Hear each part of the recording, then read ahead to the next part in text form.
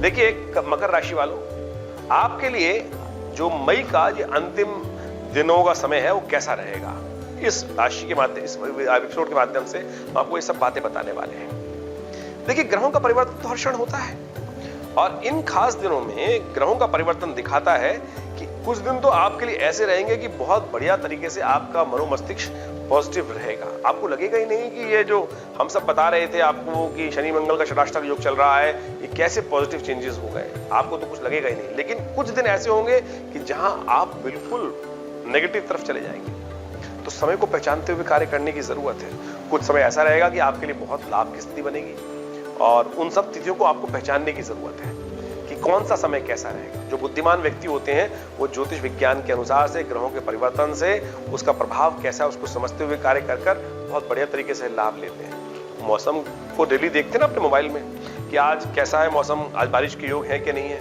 और शाम को फिर आप गाली भी देते हैं, देख इन कमबख्तों ने कुछ बताया नहीं, जो बताया वो तो हुआ ही नहीं। तो ऐसे कोशिश न करें, ऐसे इस प्रकार भावना उत्पन्न करें। देखिए विज्ञान है, इस पराप्रकृति में सब कुछ परिवर्तनशील है और उस परिवर्तनशील के अनुसार से, कर्म के अनुसार से परिवर्तन प्राप्त होता है।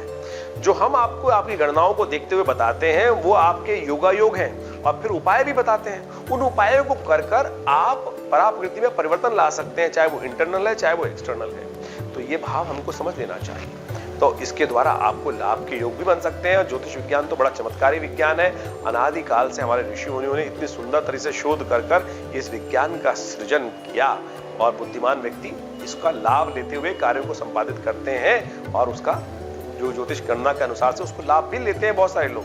तो आप भी बुद्धिमान हैं जो हमारे कार्यक्रम के साथ जुड़े हुए हैं और हम प्रयास करेंगे कि आपको आने वाले समय के बारे में बताएं कि आने वाले समय में ग्रहों का योगायोग आपके साथ क्या खेल खेलने वाला है। देखिए मकर राशि वालों, आपकी राशि के अनुसार से ये खास दिन जो है विशेष तौर पर कैसे रहेंगे आपके लिए। सबसे पहले हम बात कर लेते हैं 21 मई की। 21 मई का पंचांग कहता है कि इस दिन जेठ की मास के शुक्ल पक्ष की द्वितीया तिथि है, रविवार का अवसर है, रोहिणी नक्षत्र विद्यमान है और चंद्रमा जो है वो वृषभ राशि में चल रहे हैं। सुबह सुबह तो शाम के समय मिथुन राशि में प्रवेश करेंगे।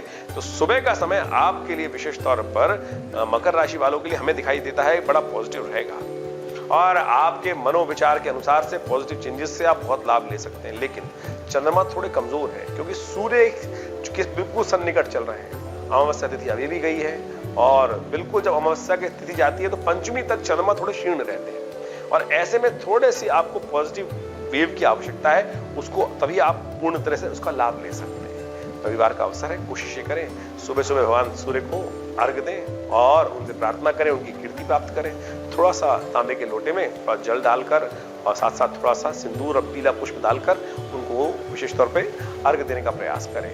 एक दिन पहले ही करमवीर, खासतौर पे करवीर व्रत हुआ था और उस दिन कनेर के पुष्पों का पूजन किया जाता है। कनेर के पुष्प बड़े अद्भुत हैं और भगवान सूर्य को बड़े पसंद हैं। उनका पुष्प डालकर भगवान सूर्य को अर्घ्य दीजिए, देखिएगा परिवर्तन होगा। चंद्रमा पॉजिटिव लाभ देंगे, आपके मनोविचारों में पॉजिटिव वेव्स आएंगी और वो आपको लाभ दे सकती हैं। ऐसे में एक खास योग बन रहा है कि आपके विचारों से परिवर्तन होगा। कोई आपसे हीन भावना रखेगा ना, वो आपका कुछ नहीं बिगाड़ सकता है। तो आप अपने चाल में मस्त रह के काम करने का प्रयास करें, प्रबल विजय के योग बनेंगे। अवश्य इस बात का ध्यान रखिए, अपने कार्य में मस्त रहें, आगे बढ़े, केवल हिम्मत जगाएं, झगड़ों में ना पड़े, इस बात का ध्यान रखते हुए आपको कार्य करने की जरूरत है। शाम को चंद्र दर्शन का योग है, कोशिश करें भगवान आपकी राशि के अनुसार से सुबह सुबह विशेष तौर पर शाम के समय चंद्रमा जब उदित हो रहे हो तो उनका दर्शन कर कर उनको थोड़ा सा अर्घ्य दे दें। और एक काम करिए, गौशाला में जाकर शाम के समय थोड़े से गुड़ में तिल मिलाकर गाय को खिला दीजिए।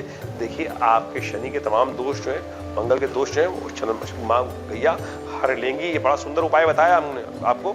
शाम के समय चंद्र दर्शन के बाद इस उपाय करना चाहिए, कल्याणकारी योग बनेगा, आपके जीवन में उत्थान के योग बनेंगे।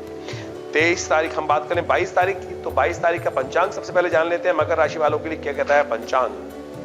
देखिए 22 तारीख का पंचांग कह रहा है सोमवार का अवसर है, जेठ का महीना है और शुक्ल पक्ष विद्यमान है और उस दिन तृतीया तिथि है। सोमवार का अवसर नक्षत्र है, उस दिन सर्वार्थ सिद्ध योग भी बन रहा है और साथ साथ रंभा तीज है। सर्वार्थ सिद्ध योग यानी सुबह 5:31 से लेकर 10:37 तक कुछ नया कार्य आरंभ करना है तो उसका लाभ मिल सकता है। सुबह सुबह भगवान शिव का ध्यान करें, भगवान शिव का शुद्ध गंगा जल से अभिषेक करें। आपकी राशि के अनुसार से मकर राशि वालों के लिए बड़ा सुंदर योग बन सकता है।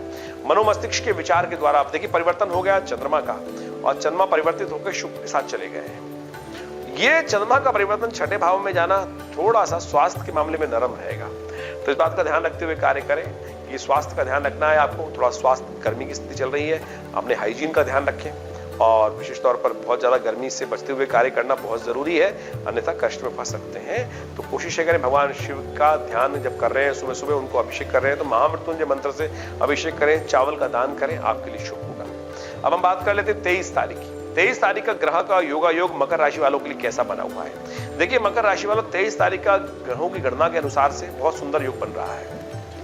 इस दिन मंगल की जयंती है, मंगल का जन्म दिवस है और मंगल आपकी राशि के अनुसार से देखिए मकर राशि वालों बिल्कुल सामने युद्ध वाले स्थान में चल रहे हैं और युद्ध वाले स्थान में उठापटक के योग बना रहे हैं और शीर्ण है, कमजोर है। ये आपके मनोमस्तिष्क को तोड़ते भी हैं लेकिन फिर भी झगड़ों में आपको फंसाते भी हैं और झगड़ों के कारण से कष्ट भी देने के योग बना सकते हैं। तो आपको बहुत ज्यादा अपने स्वास्थ्य का ध्यान रखना चाहिए, बेकार के झगड़ों से बचना चाहिए, क्लैश से बचना चाहिए, मनोमस्तिष्क की नेगेटिविटी से बचना। दशराष्ट्रक योग चल रहा है और ऐसे में ये तिथि मैंने आपको कहा बड़ी कल्याणकारी है क्योंकि मंगल का जन्म दिवस है। षडाष्टक योग शनि मंगल का बन रहा है और आने वाले पूरी जून और उसके बाद जुलाई और अगस्त का महीना भी शनि मंगल का टकराव की स्थिति उत्पन्न करेगा।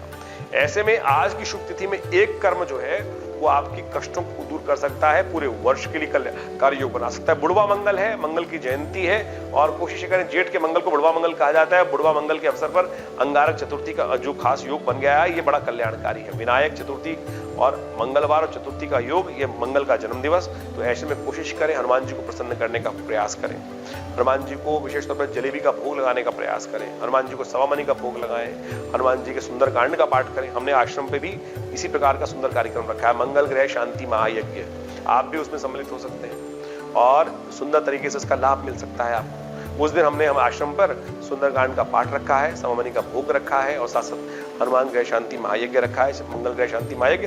इसका आप लाभ लें, कल्याणकारी योग बनेंगे। एक बात का ध्यान रखिएगा, इस दिन नई चीजों को खरीदना, नए वस्त्र धारण करना कष्टकारी हो सकता है। तो शाम को करीब करीब 12:04 से लेकर रात्रि में 12 बजे तक इस दिन भद्रा का योग बन रहा है। तो नई चीजों का, नया कार्यों का आरंभ करना ठीक नहीं रहेगा, वो भद्रा दोष में उत्पन्न होगा, आगे जाके वो कार्य विघ्न होगा और हार के योग बन सकते हैं, इसलिए बचते हुए कार्य करना चाहिए। 24 मई की हम बात करें तो 24 मई की ग्रहों का योगा योग दिखाता है कि वो एक महत्वपूर्ण परिवर्तन के योग बनते दिखाई दे रहे हैं। ये बहुत महत्वपूर्ण परिवर्तन रहेगा इस दिन। पंचांग कहता है कि इस दिन 24 तारीख को पंचमी तिथि है, बुधवार का योग है और साथ साथ इस दिन चंद्रमा कर्क राशि में प्रवेश कर रहे हैं सुबह 8:25 पर और ये चंद्रमा का प्रवेश मंगल को शक्ति संपन्न बना देगा और आपके अंदर पॉजिटिव चेंजेस ला देगा और आपके साथ ऐसा दिखाई देगा कमीशन वाले कार्यों में जो कार्य कर रहे हैं, जो जमीन से जुड़े हुए कार्य कर रहे हैं, उसमें कुछ नया सौदा आपको प्राप्त हो सकता है, नई हिम्मत जाग सकता है और नए जैसे होते हैं उम्मीद के द्वारा तिनके डूबते को तिनके का सहारा। ये बिल्कुल 2-3 दिन इतने पॉजिटिव रहेंगे आपके लिए। कोशिश करना चाहिए आपको हनुमान चालीसा का नित्य प्रति पाठ करें, गणेश का ध्यान करें, गणेश जी को दूर्वा अर्पित करें। अच्छा पॉजिटिव चेंजेस, कल्याणकारी योग बनते दिखाई दे रहे हैं। तो इन 3 दिनों में खासतौर पर परिवर्तन का लाभ आपको अवश्य मिल सकता है, लाभ लेने का प्रयास करना चाहिए। 25 तारीख को ग्रहों का परिवर्तन हमें दिखा रहा है कि खासतौर पर कई प्रकार के शुभ योग बन रहे हैं इस दिन और इस दिन पंचांग कहता है, मकर राशि वालों आप समझ लो कि आपके लिए कैसा योग रहेगा। इस दिन षष्ठी है, बृहस्पतिवार का दिन है, जेठ के महीने में शुक्ल पक्ष में और साथ साथ गुरु पुष्य योग बन रहा है। ये गुरु पुष्य योग साल में एक आध बार बनता है और केवल विवाह को छोड़कर बाकी समस्त कार्यों के लिए बड़ा ही सुंदर योग होता है। नया कार्य आरंभ करना हो, नए घर में प्रवेश करना हो, नए कुछ चीजें खरीदनी हो और खासतौर पर ज्ञान की चीजें आरंभ करनी हो, उन सब का कार्य कहा जाता है कि लग्न शुद्धि के समय यदि कार्य कर लिया जाए तो सब कार्यों को सुंदर तरीके से लाभ की स्थिति में आप पहुंचा सकते हैं। तो इस सुंदर तिथि को आप लाभ लेने का प्रयास करें। सुबह 5:30 बजे से योग बनेगा और शाम के 5:54 तक रहेगा। तो पूरा दिन आपके लिए बड़ा शुभ है, इसका लाभ लीजिए, कल्याणकारी योग बनेंगे। इस दिन सूर्य जो है वो रोहिणी नक्षत्र में प्रवेश कर रहे हैं।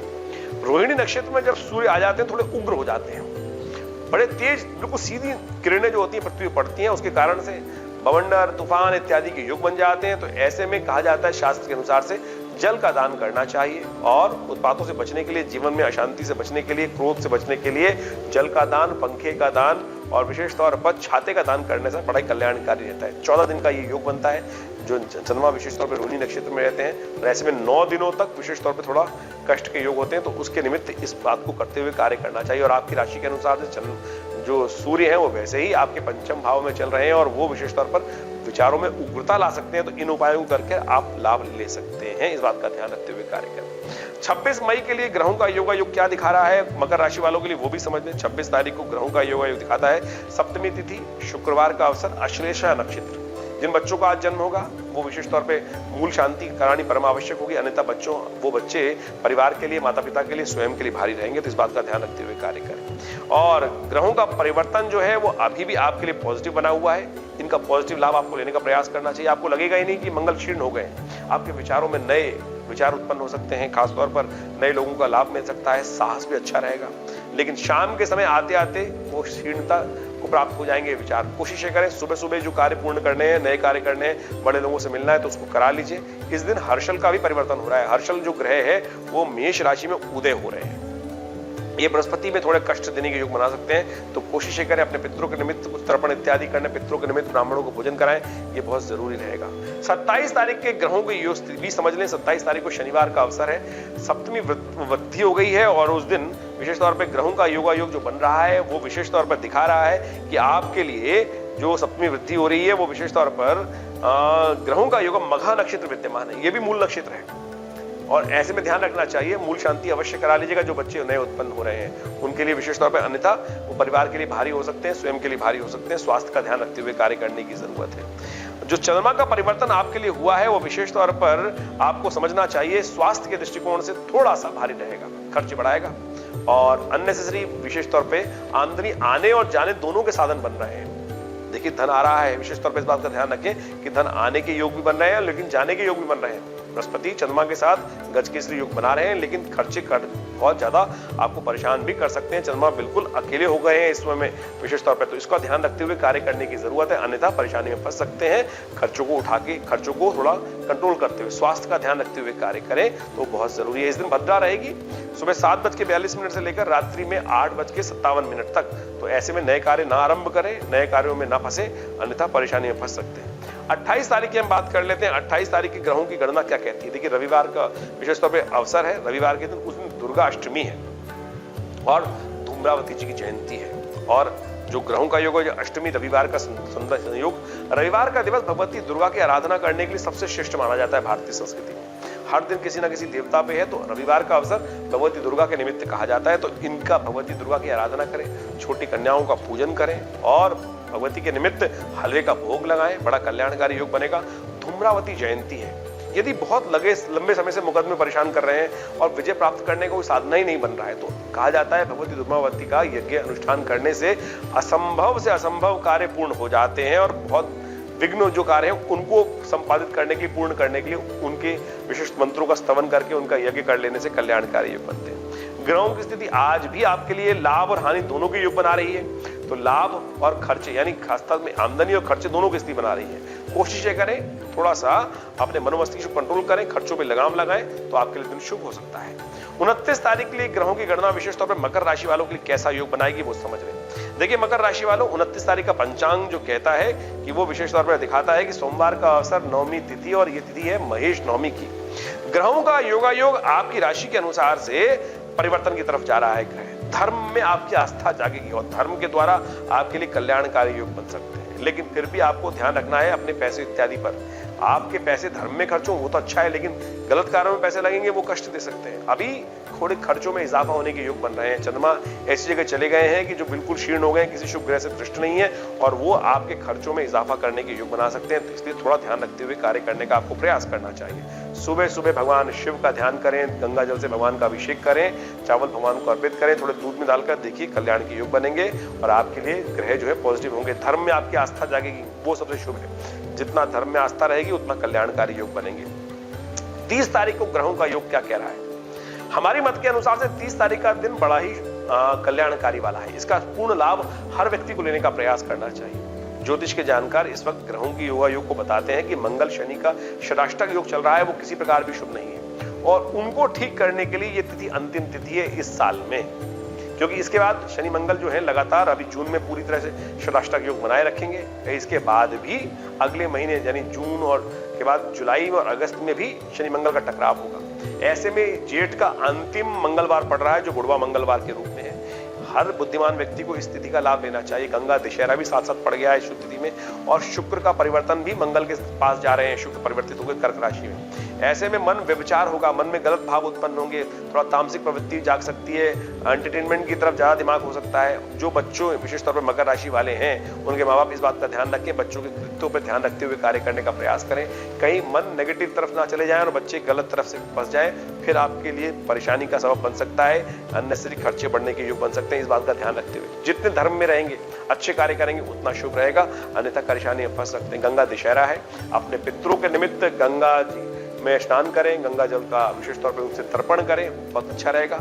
और जैसा हमने कहा, बुढ़वा मंगल है, अंतिम मंगल है, और उस दिन हनुमान जी का विशेष तौर पर पूजन करें, हनुमान जी को चोला चढ़ाएं, और ये बहुत जरूरी है क्योंकि अन्यथा कष्ट होने के योग आने वाले समय में दिखाई दे रहे हैं। हमने भी विवेकानंद योगाश्रम में सुंदर तरीके से सुंदरकांड का पाठ रखा हुआ है, हनुमान जी को चोला चढ़ाने की व्यवस्था रखी है, सवा मनी का भोग लगाया गया है। आप उसका लाभ लेते हुए कल्याण का मार्ग अपनाएं, बहुत सुंदर रहेगा। 31 तारीख को ग्रहों का योगायोग जो दिखा रहा है वो पंचांग समझ निर्जला एकादशी है उस दिन, और चंद्रमा अभी भी धर्म स्थान में बैठे हुए हैं आपकी राशि के अनुसार से, और धार्मिक कार्यों में, मन धार्मिक प्रवृत्तियों में लगता दिखाई दे रहा है। ये आपके लिए बहुत सुंदर है। देखिए, शुक्र चले गए हैं अभी खासतौर पर परिवर्तित होकर मंगल के साथ, ये मन को तामसिक प्रवृत्ति पे लगा रहे हैं, लेकिन चंद्रमा अभी भी मन में आपके लिए धर्म की तरफ उदय कर रहा है भाव, धार्मिक आस्था भी साथ साथ जाग रही है, यानी तामसिकता और धार्मिकता दोनों साथ साथ चलती दिखाई दे रही है। लेकिन चंद्रमा परिवर्तन बहुत जल्दी शाम को हो जाएंगे, फिर वो शुक्र का खेल मंगल के साथ पूरे महीने चलने वाला है। तो कोशिश करें तामसिक प्रवृत्ति से हटकर भगवान का ध्यान करें। सुंदर तिथि है निर्जला एकादशी, इस दिन भगवान का विशेष तौर पर भीमसेनी एकादशी भी कहा जाता है। इस दिन निर्जल रहते हुए व्रत करने से, वो हरिनाम का संकीर्तन करने से, ओम नमो भगवते वासुदेवाय इस मंत्र का जप करने से कल्याण के योग बनेंगे। नया कार्य आरंभ करने से सावधान रहें। दोपहर को 1:45 तक ये विशेष तौर पर भद्रा रहेगी, तो नया कार्य उसके बाद आरंभ करें, लाभ होगा। धन्यवाद।